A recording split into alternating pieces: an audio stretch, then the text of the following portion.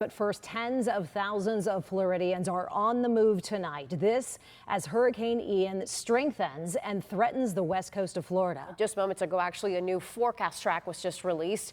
So we begin our team coverage with First Alert Chief Meteorologist Steve Weigel. Steve. Yes, we have the very latest information for you. The winds now 105 miles an hour, so an increase in the wind speed.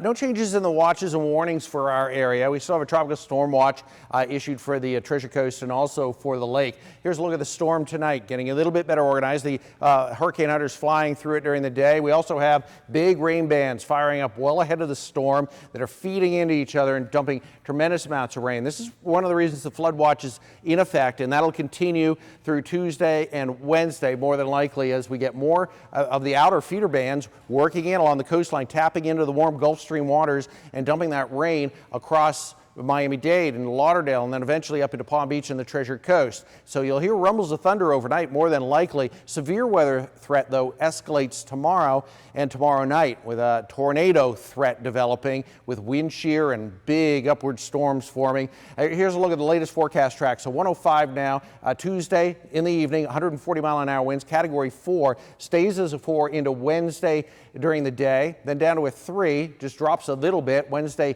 8 p.m. just off the coast of Tampa. Big storm surge in this, pushing all that water of the Gulf of Mexico in toward the coastline and low-lying areas, and then it slows down. Notice the difference in the timing here from the spacing from here to here. These are 12-hour differences, and there's a pretty big difference. So this is slowing down, it's weakening, but it's also continuing to spin counterclockwise and push all that water from the warm Gulf Stream up and along beaches where it develops a big storm surge.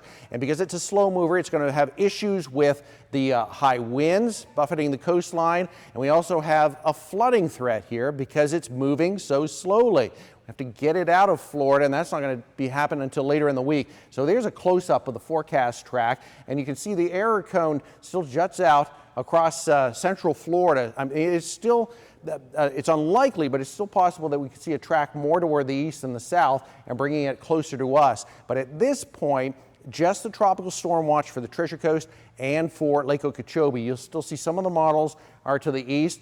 Almost all of them moved a little bit to the east during the day, and that trend has been continuing, but it's we're starting to get a little bit better agreement on where this is headed. So tropical storm watches for Lake Okeechobee and also along the Treasure Coast, and the probability of seeing tropical storm force winds over 60% now, Treasure Coast a little bit less, very, very high on the Tampa side, and this is the probability of really damaging winds, hurricane force winds, very low still in our area and likely not expected to climb very much. I want to bring in James Whelan because he's tracking the local effects that we can see and expect here the next few days, not only the wind issues, but also the rainfall and flooding. Yeah, thanks a lot, Steve. So let's talk about Palm Beach County first. We've updated these from earlier, so if you were watching earlier, it's an updated version. We do have a flood watch still. That's for the entire area, really. We're going to have a tornado threat, and that's going to come later on Tuesday, probably into Wednesday, too, with that storm slowing down and just sitting out there. Our winds 30 to 40 mile per hour, but higher in squalls. It'll be into tropical storm force with some of those squalls, those bands that will move on through from time to time. Rainfall, a little bit tricky at this time. 48 inches is the best guess so far, locally higher, but there is a chance that we get into a little dry slot, and it could be a little bit less. If that shifts a little bit west, then we get another band that just sit on the coastal area, well, we could see a lot more. A small surge, too. We're not going to see zero surge, but we're also not going to see anything like they're going to see on the west coast. But you combine that with the new moon tides, and that's just going to exasperate things a little bit along the coast. Our wind direction is more going to be out of the south and southeast, so the flow is just going to be heading up the state there. The Treasure Coast flood watch, you have a tropical storm watch for tropical storm winds that are possible and even higher in those squalls moving on through, but probably staying away from hurricane force. Rainfall about 5 to 9 inches and also a small surge, although your wind will be definitely more side shore. The timing of this, the earliest arrival, or at least the most likely arrival of the tropical storm force wind, you see from Wednesday morning to Wednesday night cutting through our area there. So what should we be doing here? Well, shutters, not really. We wait for a hurricane watch for that, and we don't have one of those. Take in and secure any of those loose objects outside because they may blow around, especially in the squalls, the pool furniture, the umbrellas, that kind of thing, and potted plants. Keep that phone charged and stay updated because there will be some changes as we go into the next day or so.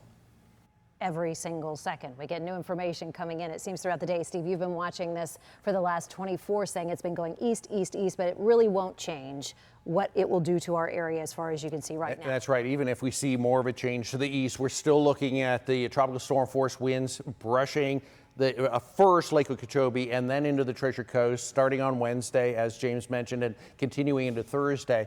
And that's one of our issues. I think the biggest issue for us will be the flood threat. We have a flood watch in effect. We're going to have these bands continuing, and there's going to be at least somewhat of a tornado threat developing tomorrow and into tomorrow night. So we'll be watching that closely too. And so tropical storm watch for Port St. Lucie, Okeechobee County. Yeah, all of the Treasure Coast has the tropical storm watch and Lake Okeechobee. Could it be extended into Palm Beach County? Yeah, sure. If we see more of a push toward the south and the east from the track, it looks unlikely at this point.